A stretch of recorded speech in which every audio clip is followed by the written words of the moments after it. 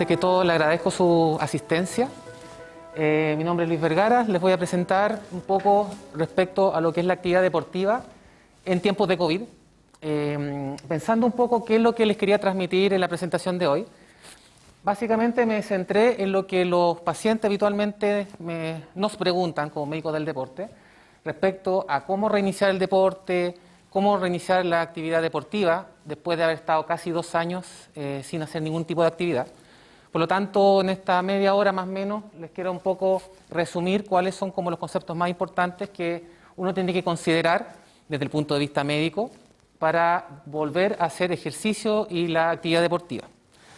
Como todos sabemos, hemos pasado ya casi 2 años encerrados, ¿cierto?, por el tema del COVID. No hemos podido salir al aire libre, no hemos podido hacer actividad física, lo cual también nos ha generado mucha ansiedad no solamente por el COVID, ¿cierto?, del tema de qué iba a pasar con la pandemia, sino también nos ha imposibilitado realizar actividad física en la calle, al aire libre. Los que hemos podido hacer algo lo hemos tenido que hacer encerrados en las casas, lo cual obviamente genera ansiedad, genera preocupación y genera consecuencias que va más allá del punto de vista médico, físico por el mismo COVID, sino que también impacta directamente con la parte mental y emocional de cada uno de nosotros. Solamente para hacer énfasis en algunos datos, en abril del 2020, o sea, a principios del año pasado, todavía no hay estudios más recientes, se ha visto que el problema de los trastornos mentales ha cobrado gran importancia. Se sabe que ya es la primera causa de licencias médicas, lo cual nos muestra que el COVID es mucho más que un problema respiratorio, sino que hay un problema mental, emocional, que nos está afectando a todos de manera igual, especialmente en grupos más vulnerables como son la edad extrema, los niños y los adultos mayores. También en población joven, que uno pensaría que a lo mejor no hay tanto problema, también se ha visto que 3 de cada 4 estudiantes hay algún problema de salud mental, ansiedad, trastornos del sueño, trastornos de ansiedad, lo cual también nos muestra que el problema del COVID va mucho más allá del problema infeccioso, que probablemente es lo más directo que uno piensa. Entonces, ahora que empezamos a salir de los desconfinamientos, empezamos a hacer actividad al aire libre, muchos de nosotros piensan, bueno, vamos a empezar a hacer ejercicio, vamos a salir a hacer deporte los fines de semana.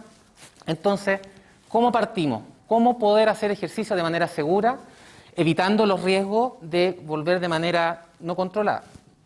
Para eso, les voy a resumir la presentación en 7 puntos. La idea es hacerlo de la manera más práctica posible, con el lenguaje lo más fácil posible, para que ustedes me puedan entender un poco y pueda ser entendido por cualquier persona, no necesariamente del área de la salud. Partamos primero por el tema de los objetivos, que yo creo que el tema del por qué tenemos que hacer ejercicio, del por qué hacer deporte, es fundamental para generar adherencia, para generar motivación y que esto no dure 2 o 3 semanas, sino que permanezca a lo largo del tiempo.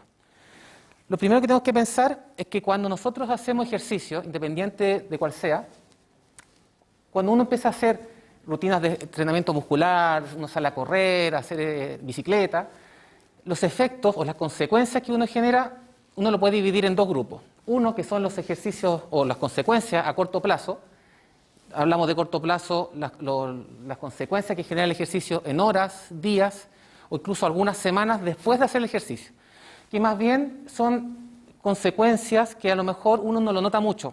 Tal vez si nosotros midiéramos con exámenes de sangre, midiéramos metabolismo celular, midiéramos resistencia a la insulina o sensibilidad a la insulina por el ejercicio, tal vez pudiéramos medirlo y notar que hay un efecto inmediato. De hecho, está muy estudiado, muy demostrado, que cuando uno hace un ejercicio, aunque sea una sola sesión, genera efectos celulares que pueden perdurar por bastantes horas, incluso por bastantes semanas.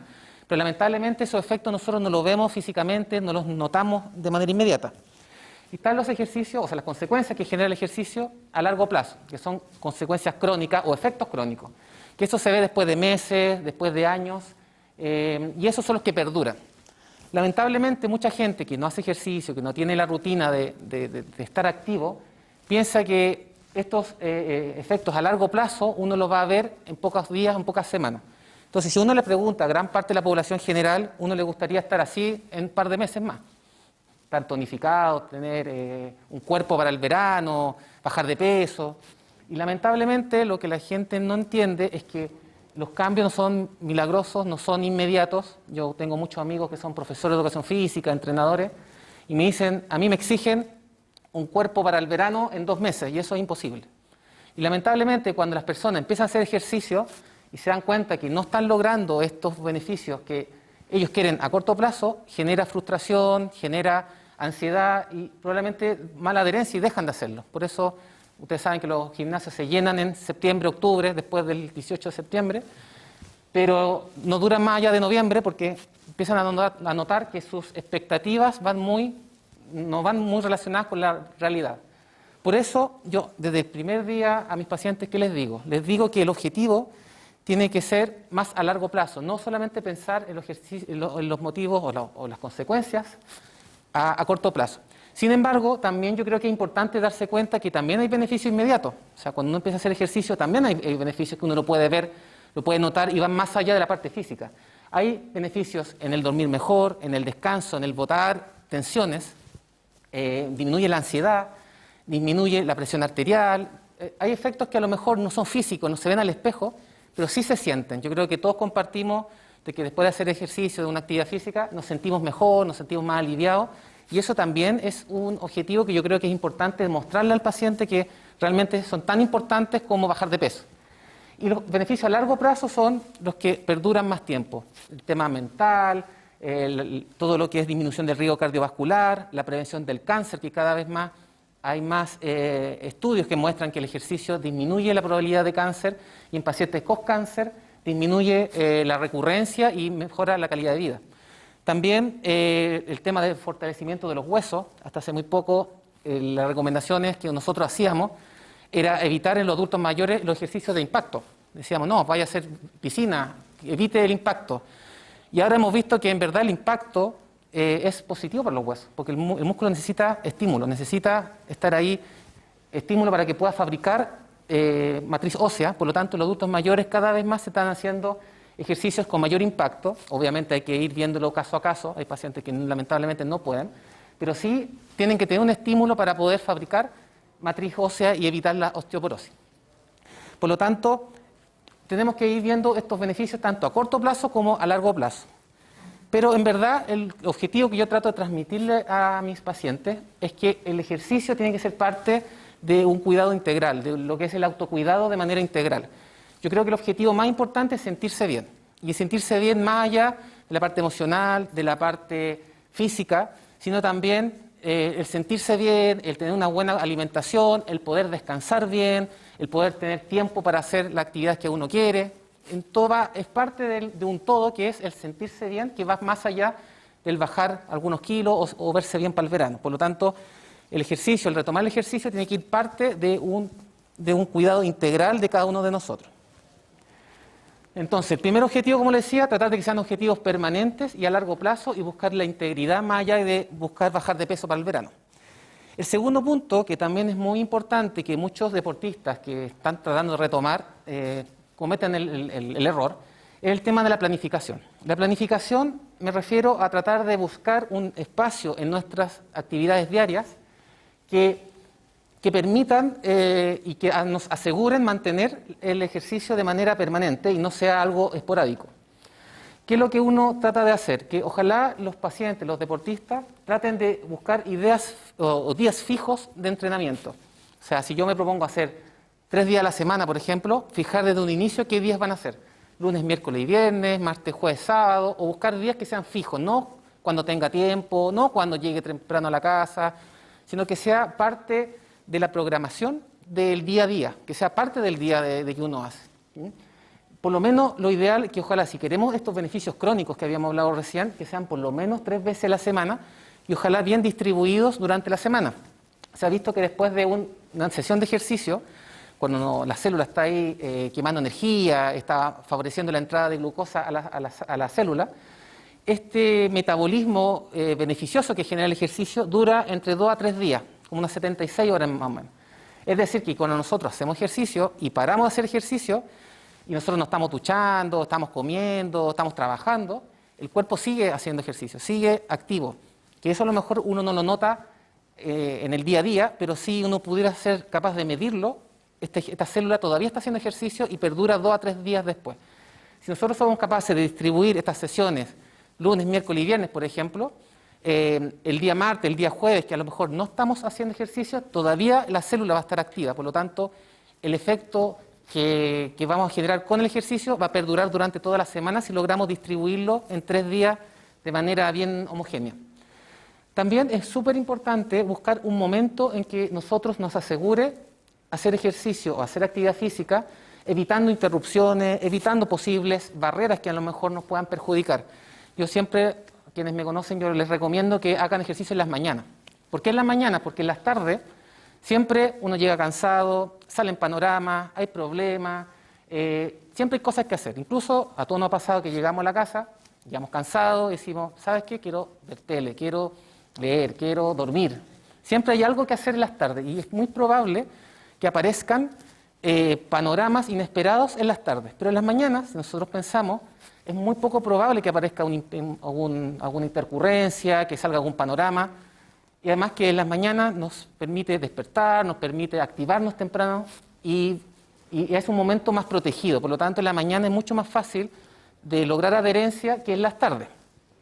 Algunos me dicen, es que doctor, no puedo despertarme temprano, es muy difícil despertarme temprano.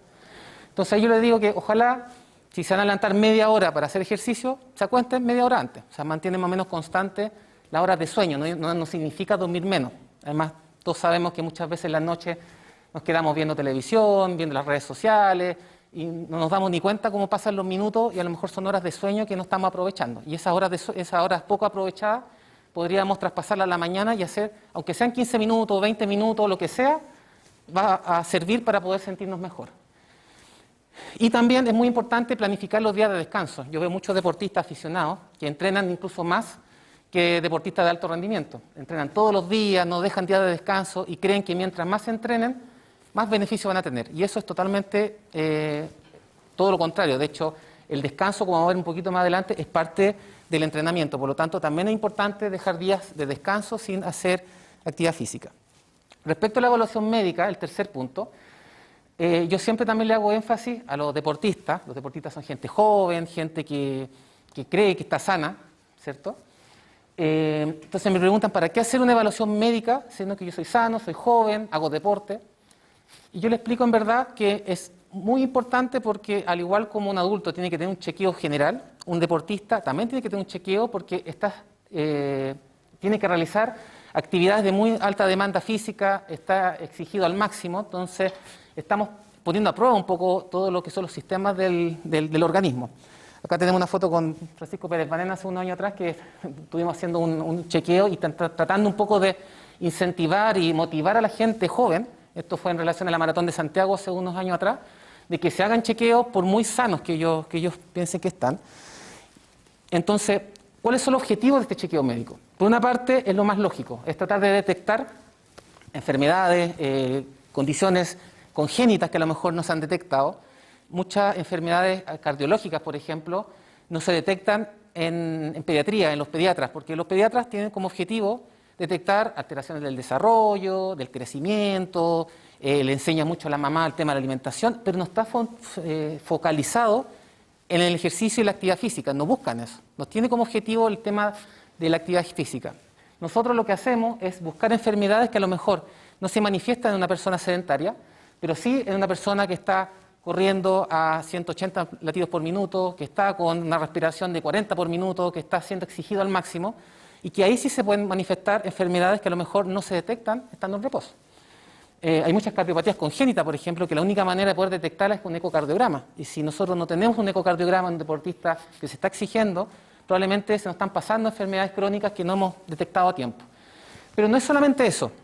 Como le hemos dicho, los deportistas son sanos, son gente sana, probablemente encontremos pocos enfermos, pero sí el punto 2 yo creo que es muy importante, en que nosotros, como médicos del deporte, entregamos recomendaciones para mejorar el rendimiento, independiente de cuál sea a lo mejor clasificar para una olimpiada, de los Juegos Olímpicos, por ejemplo, como tengo algunos pacientes, pero también mejorar el rendimiento en alguien que a lo mejor está recién comenzando y quiere sentirse mejor.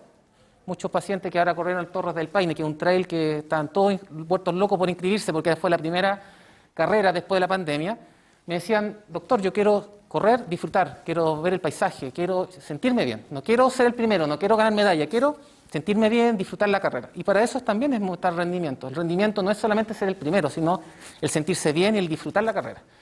Y tercero, que también es muy importante, evitar lesiones. La mayoría de los deportistas no sabe de teoría del entrenamiento, no sabe regular las cargas de trabajo, no consideran la nutrición como algo importante en el tema deportivo, por lo tanto, uno puede dar recomendaciones para evitar lesiones.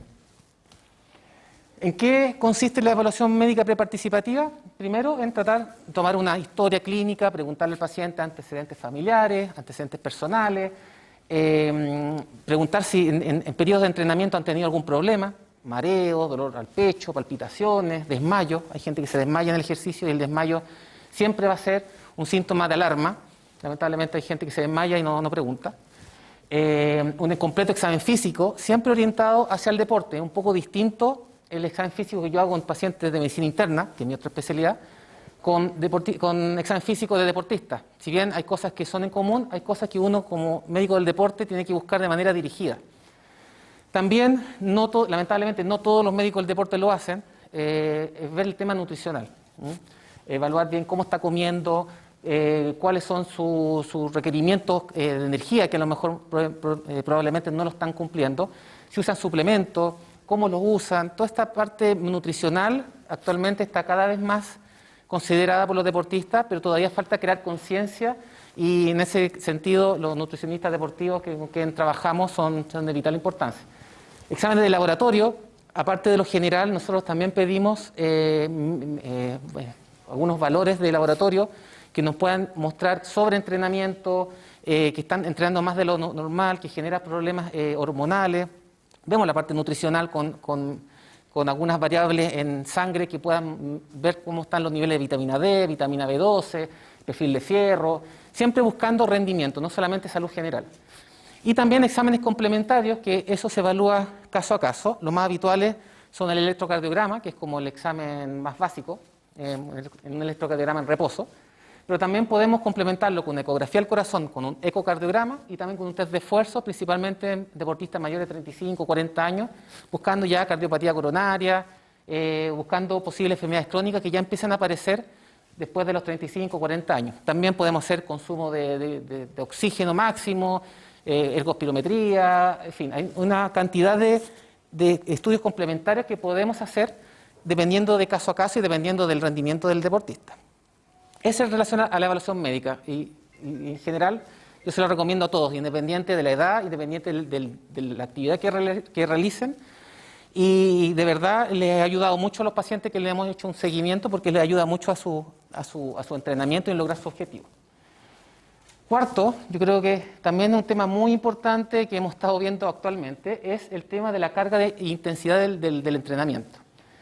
Lamentablemente hay muchos deportistas que antes de la pandemia eran bien deportistas, entrenaban, corrían maratones, y con la pandemia dejaron de entrenar, dejaron de hacer su actividad habitual, se encerraron como todos nosotros, y ahora que estamos volviendo a entrenar, empiezan a entrenar a la misma intensidad de como lo hacían antes.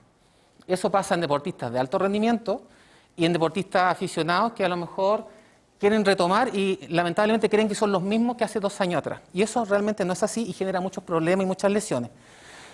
Lo primero, el primer concepto, yo siempre les hago énfasis de que el ejercicio no es sufrir. No sé si alguno de ustedes comparte conmigo, pero hasta todavía, de hecho, hay mucha gente que cree que hacer ejercicio es pasarlo mal, es sufrir, y probablemente muchas personas tienen la mala experiencia del colegio. Mucha gente se eximía, les pedía certificados para no hacer educación física porque lo pasaban mal. Y inventaban enfermedades porque el ejercicio era un sufrimiento. El profesor de educación física parece que lo entrenaba para competir más que para la salud diaria, para la salud. Y es un concepto que cuesta un poco cambiar porque hay gente que todavía ve el ejercicio es sufrir. Y yo le explico que no, que el ejercicio no es sufrimiento, el ejercicio es disfrutar, pasarlo bien. Y cuando uno está haciendo una actividad y vemos que ya estamos empezando a pasarlo mal, es que ya tenemos que bajar un poco la carga de entrenamiento. Estamos hablando en población general, no estamos hablando en alto rendimiento, no estamos hablando en alguien que quiere jugar una olimpiada, un mundial, sino en gente común y corriente que no hace deporte y que quiere empezar a hacer ejercicio. O sea, el ejercicio tiene que ser algo, tiene que ser disfrutado, tiene que uno pasarlo bien haciendo ejercicio. Ahora, siempre cuando empezamos a retomar alguna actividad, independiente de cuál sea, correr, bicicleta, fútbol, cualquier sea el deporte, siempre antes hay que hacer una fase de fortalecimiento muscular, de reacondicionamiento físico. El cuerpo en 2 años ha generado atrofia de algunos músculos que utilizamos normalmente se mantienen, entonces existen desbalances musculares que si nosotros empezamos a exigir esa musculatura, va a haber más riesgo de lesiones, de rupturas musculares, de contracturas, que es lo que ocurre habitualmente. Y ahora actualmente en el club deportivo, deportistas de alto rendimiento, están la mayoría en el kinesiólogo, porque están con sobrecarga, con contractura, algunos con desgarro, porque no se han preocupado de preparar esos músculos para empezar a exigirles. Por otra parte, tienen que comenzar de una intensidad más baja de como ellos creen que están, ¿ya? Probablemente todos se sienten mejor de lo que realmente están, entonces siempre es mejor partir de a poco y ir con una carga paulatina más que comenzar inmediatamente a una muy alta intensidad. Y también, sobre todo en población general, es saber escuchar a nuestro cuerpo. Cuando nuestro cuerpo está cansado, se siente que está agotado, es mejor descansar, no entrenar, aumentar las horas de sueño, mejorar la parte nutricional, porque el escuchar nuestro cuerpo es como la mejor manera de saber cuándo nos estamos excediendo o cuándo nos falta ejercicio. Esto es una planificación que nosotros hacemos en los deportistas de alto rendimiento. Si se fijan, en la primera fase se llama preparatorio, y se llama preparatorio porque es preparatorio. ¿Qué implica? Que uno antes de la parte competitiva, que es la parte de acá, cuando uno compite, está a su mejor momento, hay una etapa preparatoria, o sea, prepara el músculo, prepara el cuerpo para poder entrenar a alta intensidad. Y dentro de la parte preparatoria, la primera parte es una preparación general, que los deportistas lo que hacen es hacer ejercicios básicos, sentadillas, ejercicios musculares de pecho, mancuerna, no son vinculados a su deporte. Y después de preparar ese músculo con ejercicios básicos, recién empiezan a preparar ejercicios más relacionados a su actividad. Los futbolistas con balón, los tenistas con la raqueta, ¿cierto? Y recién ahí empiezan una fase más competitiva y preparativa. Pero hay una fase previa que ellos realizan, pero que no realizan los deportistas aficionados o que no tienen un preparador físico, que no tienen un entrenador y se saltan de acá a acá. Yo les pongo un ejemplo. La semana pasada vi un deportista aficionado que juega estas ligas de fin de semana, que era exjugador de Colo-Colo, hace un año atrás. Y me decía, doctor, este año me he lesionado 2 veces y no sé por qué. Y yo le digo, ya, ¿qué estás haciendo? Estoy jugando en la liga todos los sábados y las 2 veces que he jugado he terminado con un tirón. Bueno, uno de los tirones, el último, era un desgarro, que le pedí una ecografía y tenía un desgarro. Y le dije, bueno, ¿y comenzaste haciéndote una preparación física? No. ¿La parte nutricional la has visto? No. ¿Hiciste una preparación muscular antes para los desbalances? No. ¿Te vio algún kinesiólogo? No. Entonces, ¿cómo quieres que no te lesiones si no te has preparado? Lamentablemente esto no lo saben los deportistas aficionados, no lo sabe el que sale a jugar fútbol el sábado, no sabe el que va a correr al Cerro San Cristóbal todos los sábados. Y claro, alguien que es entrenado y que tiene asesoría profesional lo sabe, pero la mayoría de la gente no lo sabe. Por eso es importante estar siempre asesorado, no solo la parte médica, yo hablo la parte que más me vincula a mí, pero también es importante asesorarse por un kinesiólogo, por un nutricionista, por un preparador físico que sea capacitado, o sea, un manejo multidisciplinario. El deportista tiene muchos aspectos que lamentablemente no lo consideran.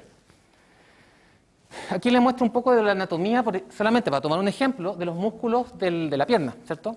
Fíjense la cantidad de músculos que hay en el muslo y que todos llegan a la rótula, ¿cierto? O a la patela, como quieran llamarlo. Y se fijan, son como varios cables, en palabras simples, que van unidos a un puro punto. Si nosotros generamos más balance, más fuerza en uno de estos músculos versus otro, la rodilla, ¿cierto? La rótula va a estar desbalanceada porque un cable va a tirar distinto a otro.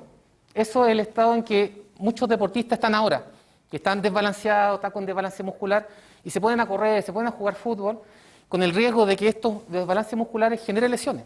Pero lamentablemente muy poca gente se preocupa de eso. Por eso yo a todos los deportistas los mando con kinesiología, los mando con entrenadores, los mando para poder fortalecer un poco la musculatura y evitar problemas. Como quinto punto es el concepto del entrenamiento invisible. No sé si alguno de ustedes conoce ese concepto, ¿no? El tema del entrenamiento invisible.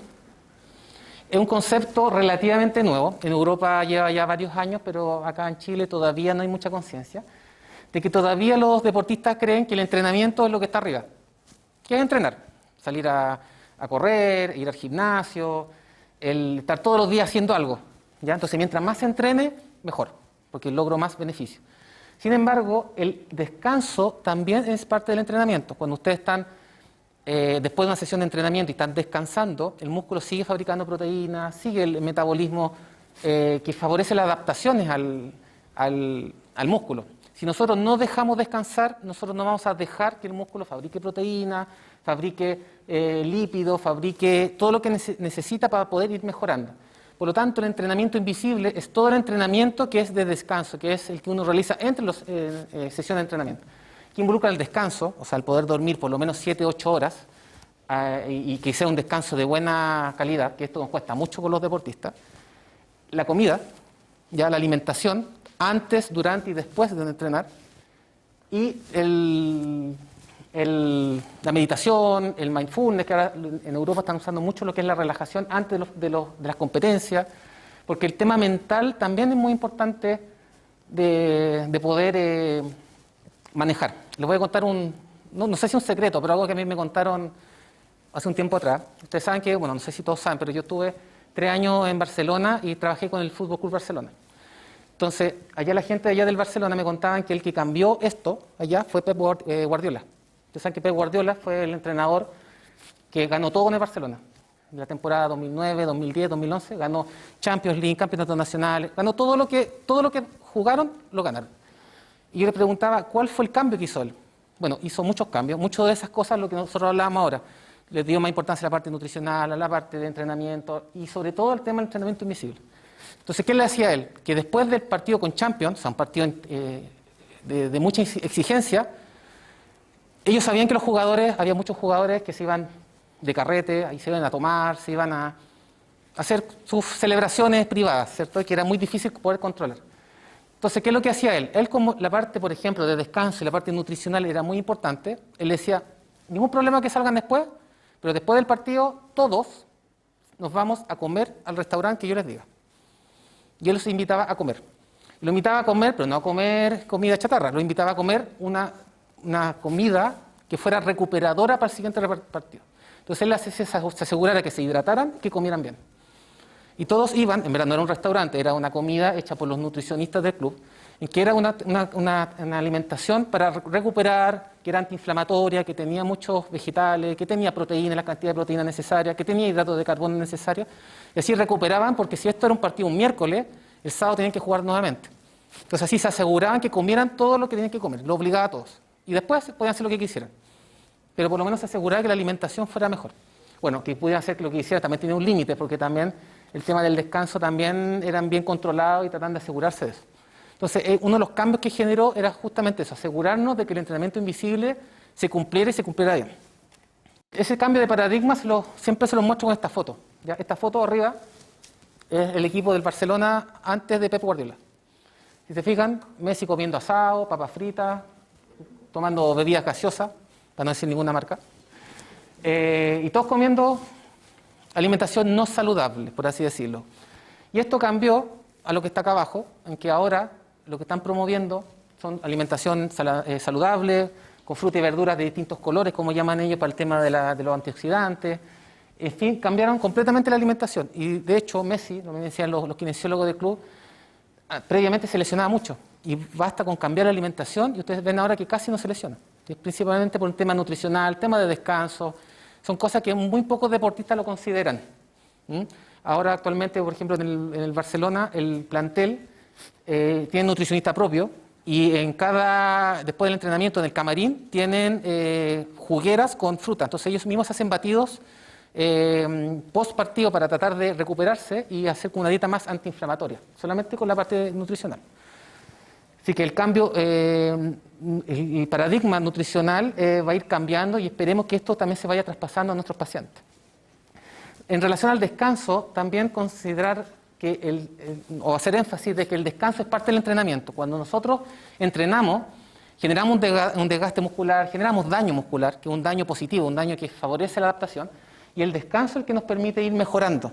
Entonces, si nosotros no descansamos, nunca vamos a lograr ir mejorando. Entonces, el descanso es el que nos permite ir mejorando y logrando las adaptaciones que nosotros buscamos, esta adaptación de largo plazo que hablamos al principio de la presentación. Por lo tanto, el descanso tiene que ser parte del entrenamiento y tiene que considerarse dentro de la rutina de todo deportista.